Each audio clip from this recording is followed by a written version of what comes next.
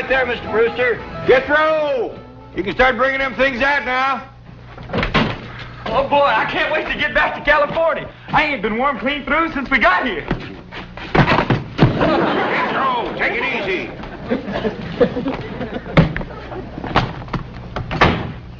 We've been sleeping on a hard floor. It'd be awful nice to get in a warm bed for a change. I'll take it, Jethro. Jethro, I say, take it easy. Granny ready? Yeah, she's just putting on her gaiters. I'll bring her right out.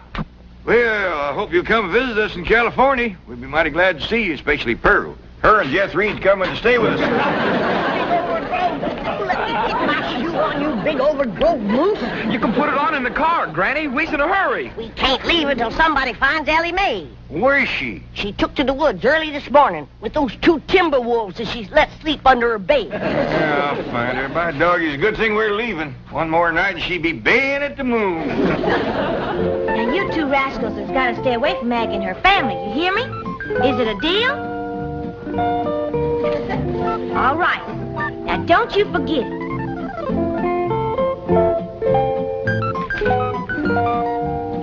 You seen them, Maggie. Give their word.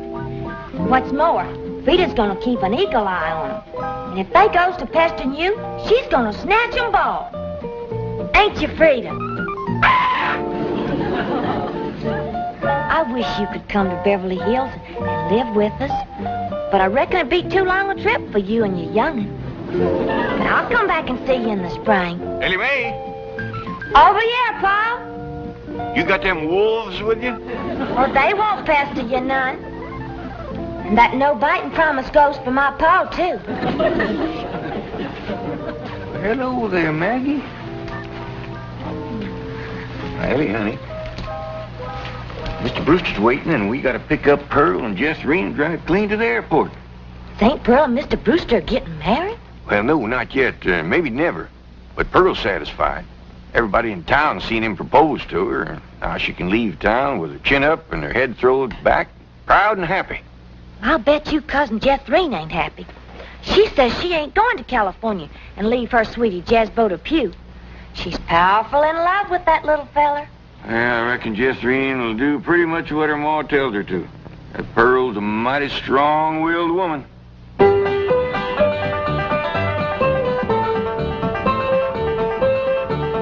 Jethrine's pretty near time for them to pick us up. Now, no more sulking. You're coming to California. I don't want to hear no more argument about it. Okay, Ma. I'm coming.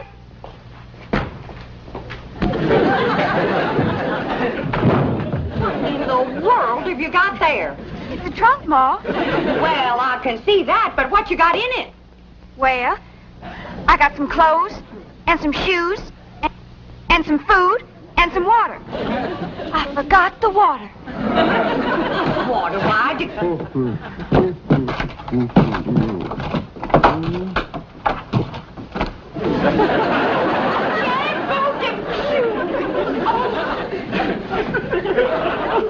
Miss Bodine, that daughter of yours is a mighty strong-willed girl. Did she put you in there? I think so. I told her I couldn't go to California with her. And that's the last thing I remember. Oh, don't let him get away. Jethrine, you put him down. This minute. What's the matter with you?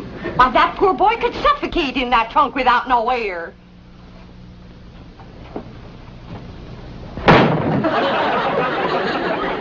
Jethrine, am I going to have to take a switch to you? Jethrine, honey, like I told you, I can't just pick up and go. I got a big business going here. Well, couldn't you be a traveling salesman in California? Darling, it's taken me years to build up this territory. And this is my big selling season. Well, I can knock down $100 in the next 2 or 3 months. And a fella don't walk away from a gold mine like that. Talking sense, Jethrine. But Uncle Jed's a millionaire, and Cousin Ellie says they got plenty of room in that mansion. He could stay there with us. Jethrine, I got my pride. Well, I'd rather die than take charity from my sweetheart's kinfolks. Now, what are you getting right to one another? Of course. And I'll be here when you get back.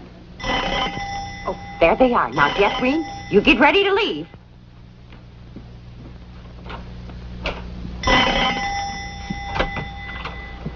Well, Mr. Brewster, I thought it was my boy Jethro. Cousin Jed come to pick up the suitcases. Well, no, I asked him to let me come for them. Well, you see, this may be my last chance to see you alone for a moment. Alone? You? Me? Us? Why would you... Well, first, I want to thank you for publicly breaking our engagement after I lost my head, as I did last night. Oh, shucks. I didn't mean it when I said yes. It was just nerves and excitement in the moment. Well, you were very sweet about it. Yeah, well, but now that my head is clear and I'm thinking straight, well, I realized I couldn't get married right now. Well, some man would lose a wonderful wife. My goodness, I got family obligations, you know.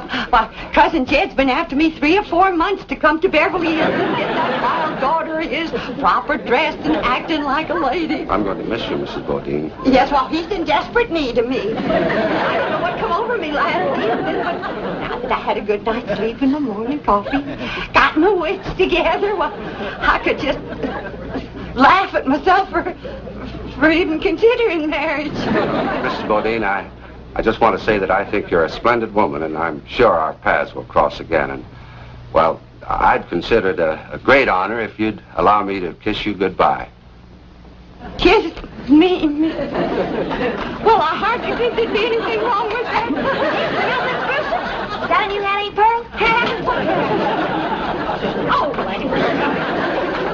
Ellie Mae, Jeffrey's in there saying goodbye to her sweetie, Jasbo Depew. So why don't you go in and say goodbye to him, too? Huh? All right. I ain't never met him. Jethrine, you're just going to have to get it through your head. I cannot go to California, and that's that. Howdy. Oh, hi, Cousin Ellie. This here's my sweetie, Jasbo Depew. Howdy, Jezbo. And a great big howdy to you. This girl is the cousin you've been telling me about? Yeah, Jasbo. She's the one we'll be staying with in California. Well, poke me another air hole, baby, and let's go.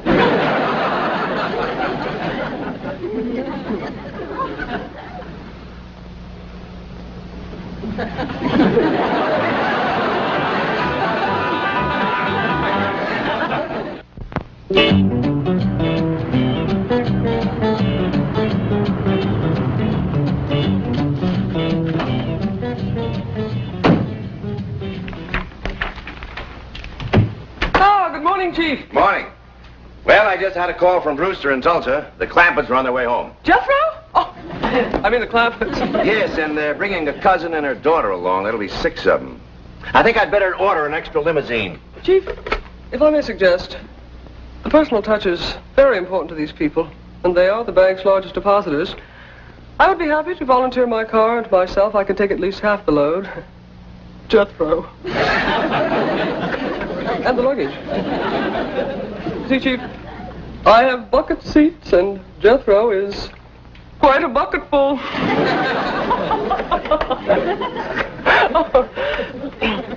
How's about 3 apiece, Chief? Fine. We'll be ready to leave the airport about noon. Entendu, mon capitaine.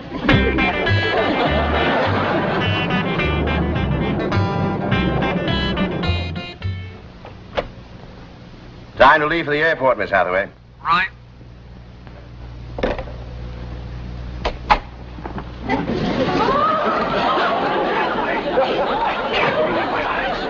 Don't be alarmed, Chief. This is just for the Clampetts. I have no intention of disrupting office discipline with my seductive appearance. What a remarkable change. 3 hours in the beauty salon. Tell me, are you busy tonight? Because if you're not, I'd like you to work and make up those 3 hours.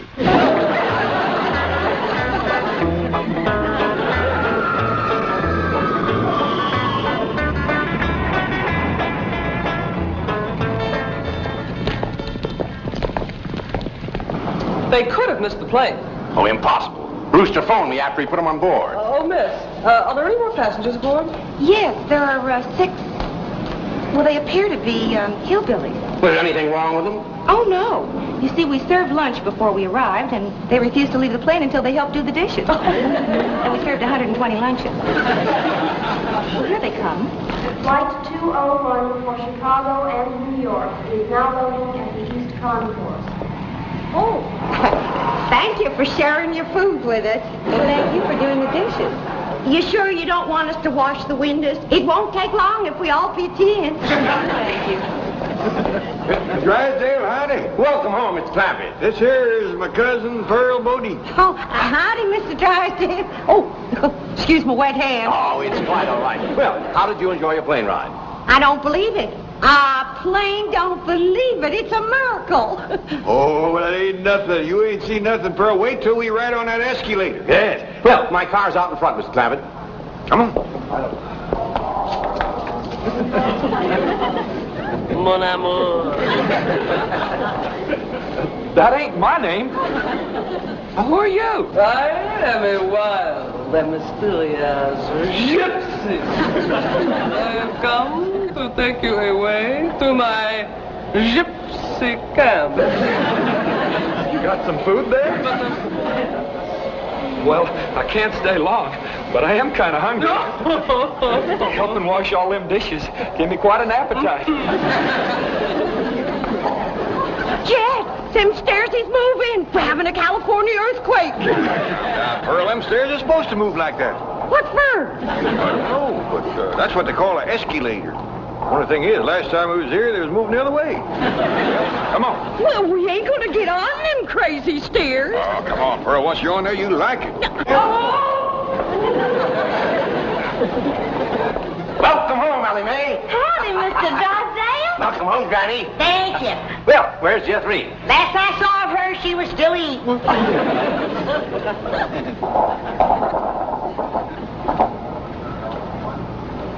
Well, now, that wasn't bad, was it? No, it was fun. Let's go up and ride down again. Oh, no, Pearl. It's fun, all right, but it just ain't worth fighting your way back upstream.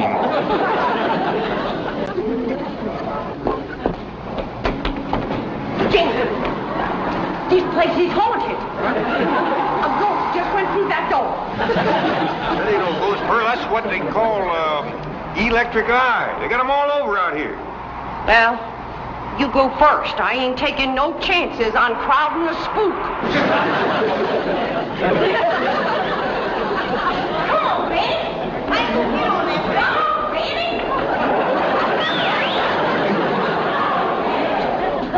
Oh, howdy there. So this is California. It's so warm. And the air smells different from the mountains. Yep, looks different, too. Out here, you can see what you're breathing. Yeah, got a lot of body to it. I tell you, Pearl, there's some days when you can cut it with a knife. But don't try it, because it gets the knife awful smudgy. We can wait here in Mr. Drysdale's car till the rest of them come.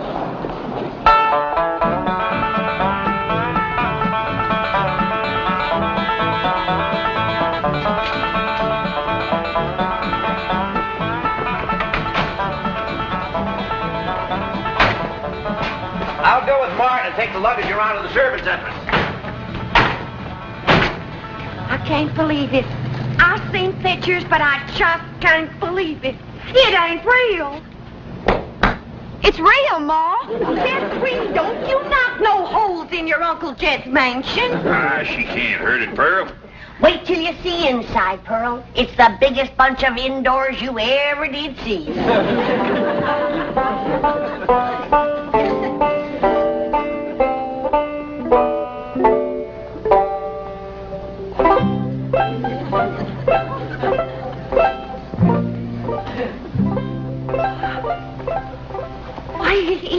It's a palace.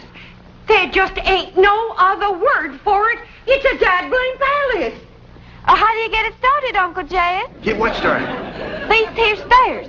Ain't they like the ones at the airport? Oh, you got to climb those yourself. Come on, Jeffrey. I'll show you upstairs. Granny, how do you ever wash that thing? Ain't washed it yet, Pearl. Oh, well, don't you worry. I'll do it. Pearl, now this here is what they call the drawing room. Drawing? Wait till you see this piano. The whole thing is hand-painted. Yeah, Pearl. Ain't that just about the prettiest piano you ever did see? It's got pictures on it.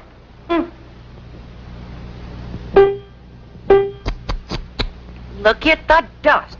Granny, did you run up them curtains? No, they was here when we came. Well, as soon as we get settled, I'll run up some new ones. Them windows ain't been washed in weeks. Well, Pearl, you know, it's a mighty big house. It'd take a miracle woman to get it all done. Looks like I've come just in time, huh? Where's the kitchen, Jack? I'll show you.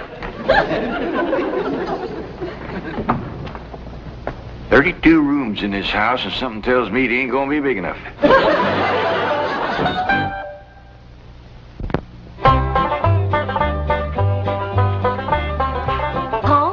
Where's St. Pearl?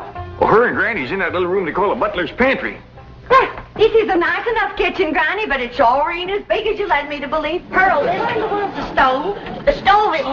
This here's the barest cupboard I ever did see, but I reckon if you ain't got a stove, you don't need food. This room... Well, Pearl, what do you think? Well, I think I should have brought my coal oil stove. For your information, Miss Pearl, we got gas. Well, I don't wonder. Eating nothing but uncooked food. Your pump is stuck tight. It ain't been used so long. Pearl. You know, Granny, we got a lot of work to do to get this kitchen in shape. Granny, did you tell Pearl this is a kitchen? I ain't been able to tell Pearl nothing. She won't quit flapping her trap long enough. Pearl, come on. This here is the kitchen. That there is what they call a pantry. My stars and garters. Well, a person could feed an army in here. Well, the way those two young'uns of yours eat, that's just what you'll have to do. Pearl, look at this stove here.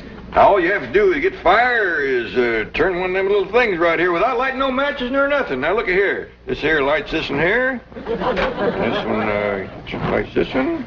And this one lights this in here. And this one lights this one. Oh, what do you think of that, Pearl? I declare, I'm just speechless.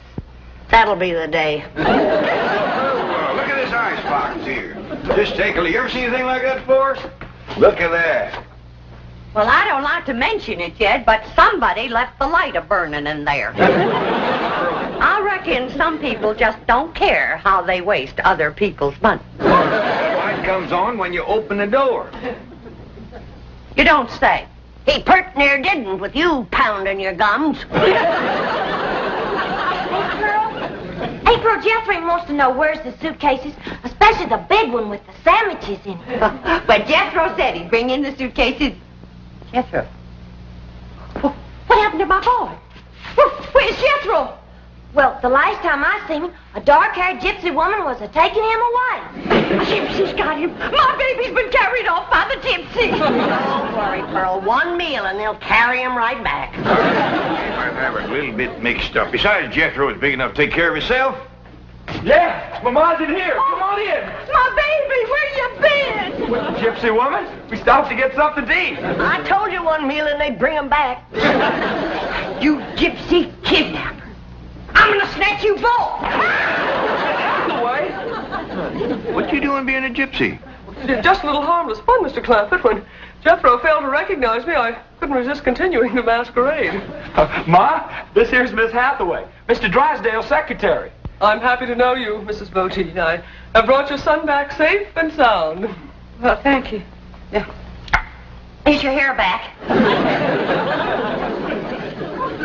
How about staying for supper, Miss Hathaway? Oh, I wouldn't want to be any trouble. Well, I figured with company at the table, there wouldn't be so much trouble. Where'd you taste Granny's sweet potato pie? Ain't nobody can make sweet potato pie like my ma. Now, they is both very fine, extra good cooks, but Pearl not knowing her way around the kitchen, I reckon. Oh, well, don't you worry none about that, Jed. I'll have this kitchen put in order in no time. It ain't out of order. Billy, you get rid of the ants. I'll start the cooking. What ants? Start with your Aunt Pearl. Well, I like that. I'll bet you won't like what I'm going to say next. Girls, I got an idea. Now, Pearl, you know there ain't nothing more soothing and appetizing than a mess of piano playing and sweet singing before supper. But I figure a body can't be doing that and cooking at the same time. No, I don't think they hardly could, Jed. Right. Now, if somebody will get Mr. Drysdale, we'll all sit around while supper's cooking and listen to the kind of music that has made the name of Bodine famous from Oxford to Eureka Spring.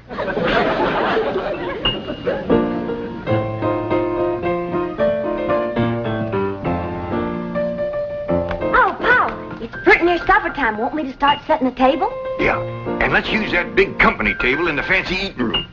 Okay, Paul. You help me get the chairs around it? Why, sure.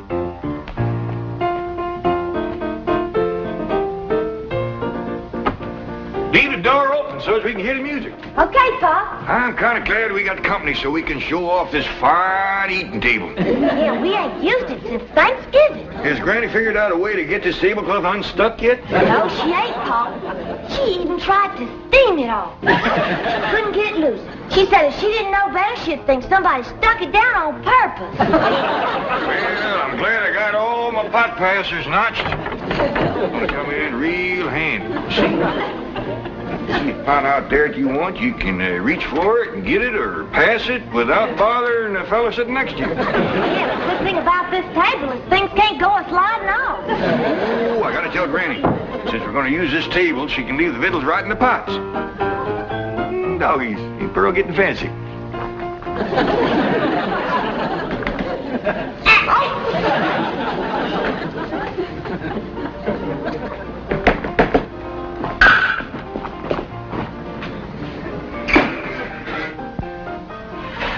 You ever see anybody bake a fluffier pie than that one? Some folks don't know that cake is fluffy and pies is juicy.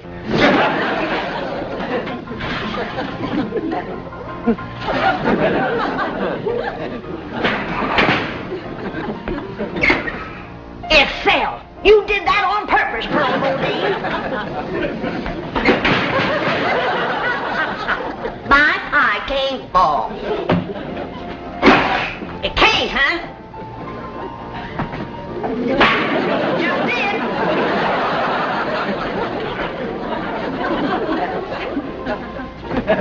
Granny! Pearl, I ain't never heard you play the piano any prettier than you're a playing that racket.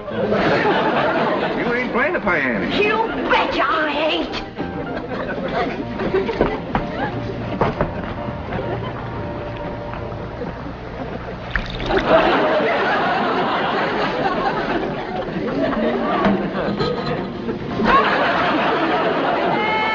Before the battle, Mother, I am thinking most of you. Just before the battle, Mother,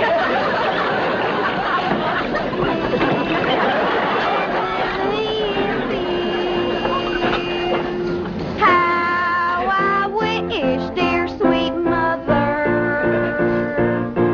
you were here beside me.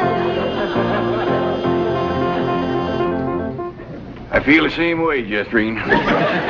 Drysdale, have I got enough money to take everybody out to a nice eating place? Mr. Clampett, with your money, you can buy the finest restaurant in Beverly Hills. Before the battle's over, that's just what I might have to do. Come on, everybody.